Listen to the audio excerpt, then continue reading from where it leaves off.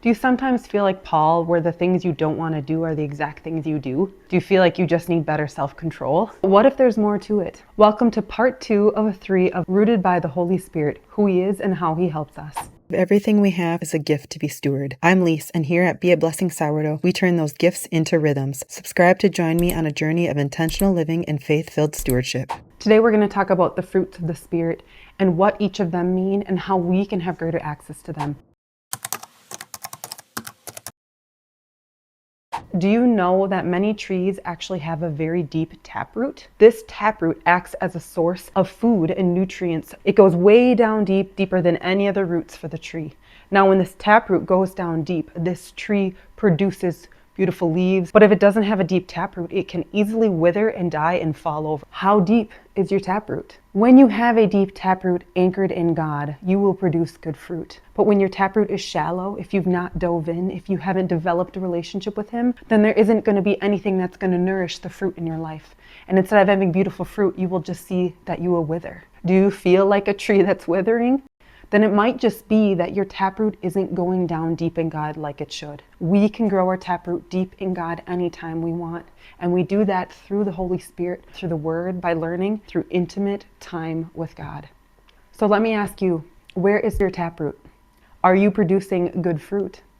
If the answer is no, then I want you to stick around because we're going to talk about the fruits of the Spirit, the 9 of them, what they are, and how we can tap into that source of that fruit more in our life. Galatians 5:22 through 23. But the fruit of the Spirit is love, joy, peace, patience, kindness, goodness, faithfulness, gentleness, self-control. Against such things there is no law. Let's start with love. This kind of love is the agape kind of love. It's the selfless kind of love. It's not selfish. It's a love that does not need love in return. It's love like the Father. He loves us even if we don't love Him in return. It's not emotion-based and it's not based on how others treat us. Love is something we choose to do as an act, not a feeling. And love is like the root fruit. If you think of the deepest taproot, love is like the deepest one of them all, because all other fruits grow out of this act of love. The second for the Spirit, joy. This isn't just happiness. This is deeper than that. It's a deep-rooted joy that's not based on emotion. That amidst tragedy, you can also feel joy because it's not just a feeling. To be sad and full of grief, but also experience great peace and joy. And that is when you know it's the fruits of the Spirit because it doesn't align with your emotions. Joy is a supernatural strength that God gives us when times are hard. It doesn't override our emotions and what we're feeling, but it anchors us with a deep feeling inside that gives us the strength to keep going.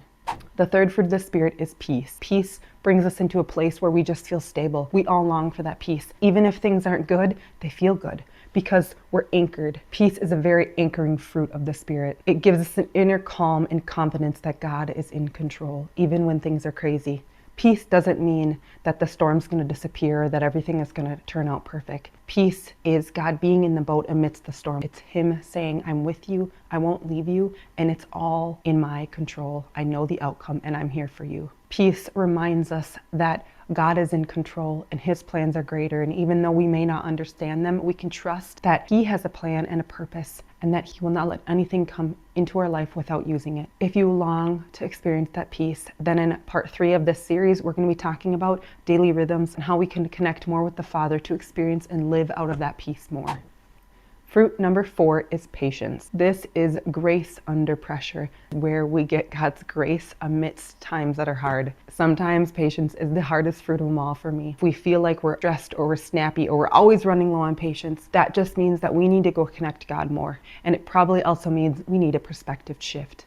If we're struggling with being patient with the people in our life that we love, well, maybe it's time that we just shift our perspective and we're grateful that we have the people we have in our life. Patience is choosing love for the people in our life. We choose to be patient because we love them, and that is one of the greatest things we can do when we do love them. It's putting aside our own needs to put them first. And sometimes that just looks like being patient. It's not an easy thing to do, but the more you rely on God, the more you get His perspective, the more you'll have that patience. Because when we walk with the Lord, we develop more peace, and peace naturally leads to more patience. When we walk with the Lord, we have greater love for people, and love leads to more patience. So it's a fruit of the Spirit that will compound upon the other ones as you spend more time with God.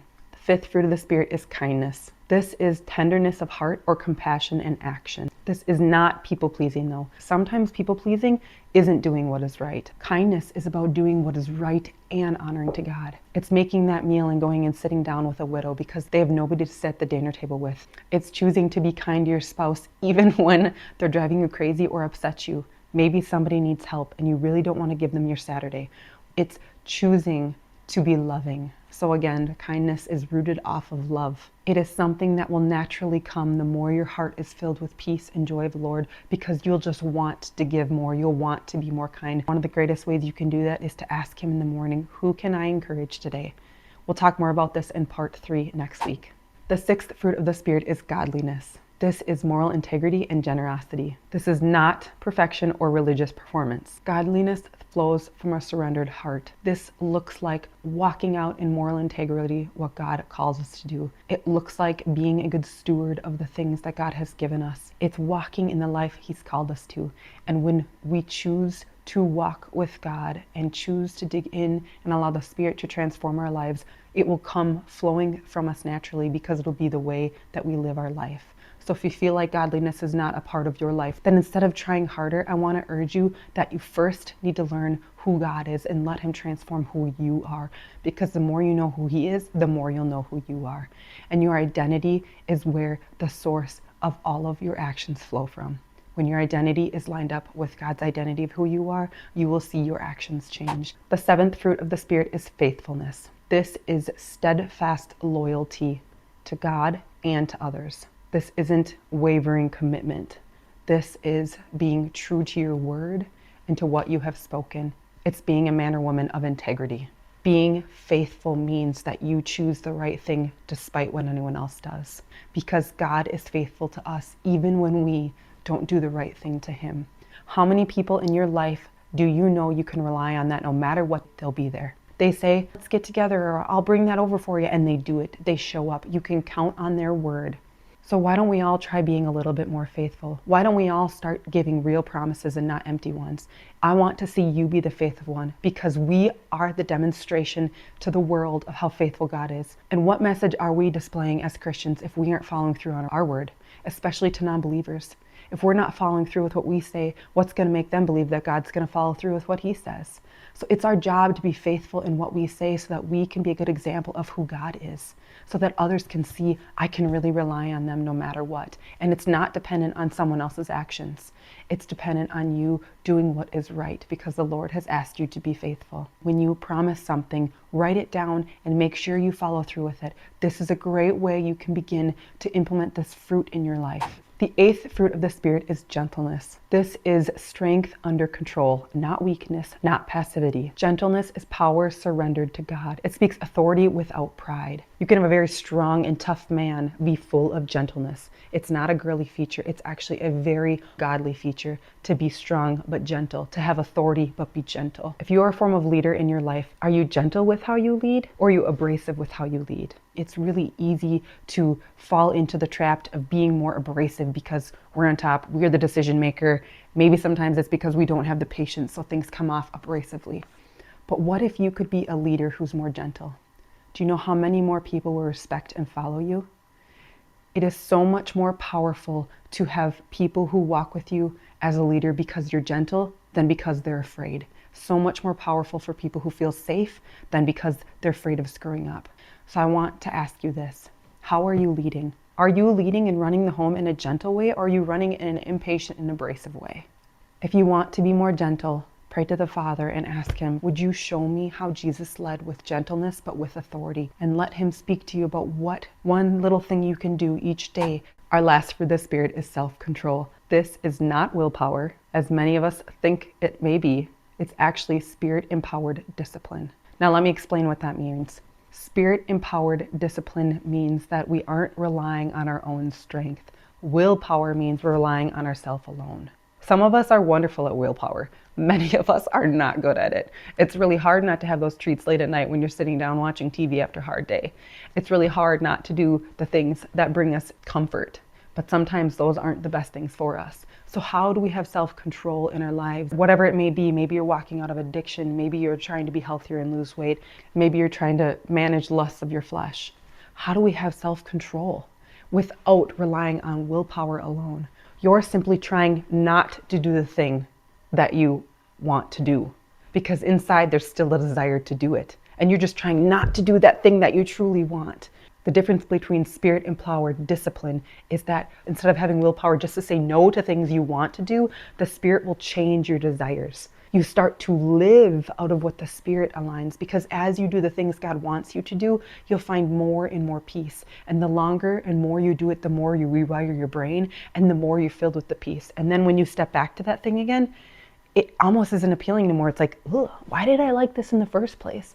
Well, it's because you were in a different mindset then. Now you've leveled up, and now you care more about what the Spirit wants than what your flesh wants.